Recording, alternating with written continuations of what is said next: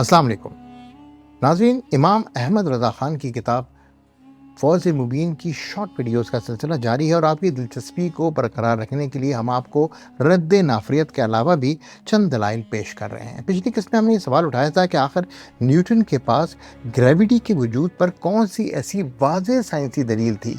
आज हम ग्रेविटी के एक और पहलू पर इमाम साहब की तरफ से की जाने वाली तनकीद आपके सामने पेश करेंगे।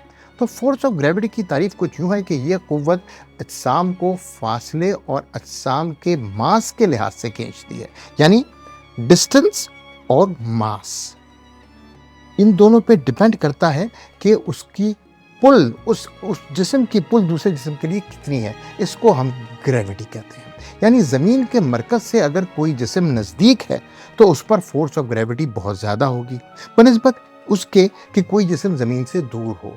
और जितनी ग्रेविटी अजसाम पर ज़मीन लगाती है, ज़मीन से छोटे अजसाम उससे कम ग्रेविटी की क़ुव्वत अजसाम पर लगाएंगे। यानी अगर जिस जिस्म का मास ज़्यादा होगा उसका ग्रेविटेशनल पुल भी ज़्यादा होगा।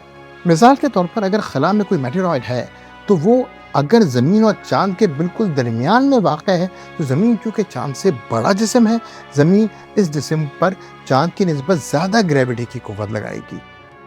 और अगर वही मेटेरॉइड चाँद की सतह पर चला जाए तो भले ही ज़मीन की ग्रेविटी चाँद की बनिस्बत ज़्यादा है, लेकिन अब वो जिस्म चाँद से बहुत करीब है और ज़मीन से बहुत दूर होने की वजह से ज़मीन पर अपनी ग्रेविटी की क़ुव्वत नहीं लगा पाएगा। इसी असूल को ज़हन में रखते हुए इमाम साहब ग्रेविटी की क़ुव्वत की रद में हमारी तवज्जो हमारी ज़मीन के मौजूद पानियों में होने वाली मद्दो जज़र यानी हाई और लो टाइड की तरफ दिलाते हैं। हम सब जानते हैं कि हमारी ज़मीन में समंदरों वगैरह का पानी कुछ फिट बुलंद होता है और फिर वापस अपने ओरिजिनल मुकाम पर चला जाता है, खुसूसन ज्वार भाटा या चांद की रातों में। आला हज़रत लिखते हैं कि कुछ जगहों पर तो 70 फीट तक ये पानी बुलंद हो जाता है और मुरव्वजा साइंस इस मद्दो जज़र को चांद की ग्रेविटी की बदौलत मानती है।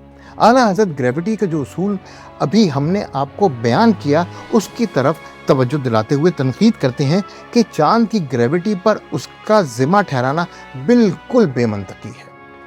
वो इस तरह के नंबर 1, ज़मीन का पानी ज़मीन के मरकज़ से करीब है, ज़मीन की सतह पर मौजूद है।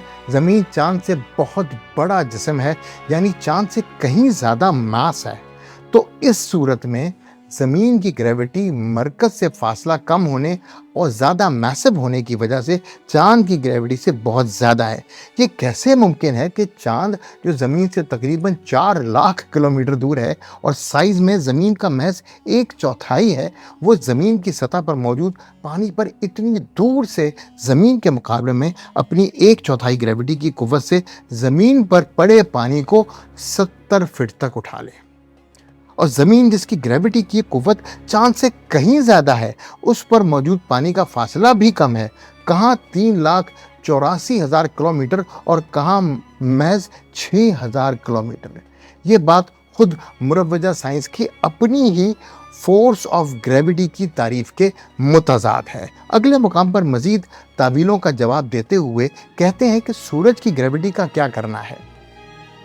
चांद अगर ज़मीन से छोटा होकर वज़न में कम होकर ज़मीन के पानी को 70 फीट उठा सकता है तो सूरज ज़मीन से कई गुना बड़ा है। इतना बड़ा मुरव्वजा साइंस के मुताबिक कि 1,31,000 ज़मीनें सूरज के अंदर समा सकती हैं। तो इतनी ताकत वाला जिस्म जो कि ज़मीन को इस वक्त भी अपने गिर्द ऑर्बिट कराने के लिए अपनी तरफ खींच लाता है, जबकि ज़मीन सूरज से इंतहाई दूरी पर होती है, तो क्या इस ज़मीन पर पड़े पानी को नहीं खींच सकता?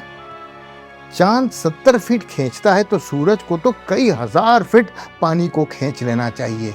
क्या कहने हैं इमाम अहमद रज़ा ख़ान साहब के कि आज से 125 साल कबल इस कमाल मंतक से राइज साइंसी उसूलों पर सवाल कायम कर रहे थे। अनसुनी बातें, जवाद रज़ा ख़ान।